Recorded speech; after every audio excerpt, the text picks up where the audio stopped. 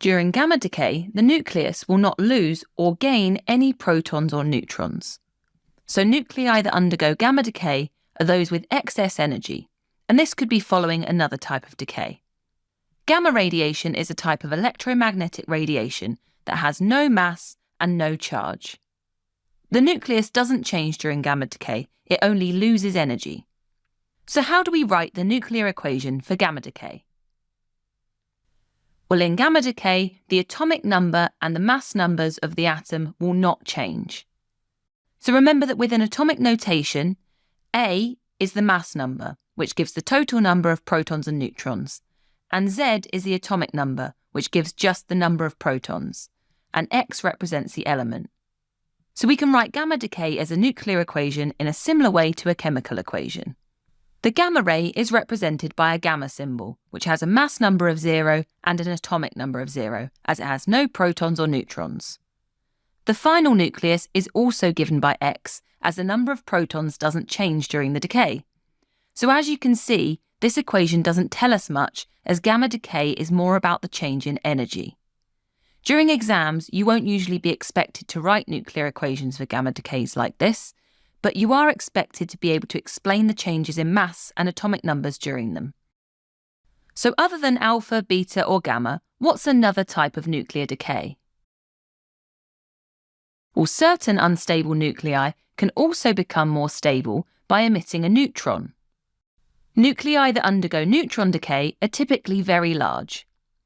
And during neutron decay, a neutron breaks off from the nucleus, so the final nucleus is smaller and more stable, as there are fewer particles in the nucleus. But neutron emission is very rare, and it only usually occurs when the reaction is induced. Neutrons can be very dangerous. They're not ionizing, but a neutron acts like a bullet, as it's very penetrating and it can damage tissues in the body. But you don't need to know about the causes or properties of the emitted neutrons, unlike the other types of radiation. You only need to know that it can happen and write the nuclear equation for it. So how would we write the nuclear equation for this decay? Well, within neutron decay, the mass number decreases by 1, but the atomic number doesn't change. So we can also represent this decay using a nuclear equation. The single neutron has a mass of 1, but no proton. The new nucleus is still of the same element, as the atomic number is the same. Z doesn't change, as we haven't lost or gained any protons.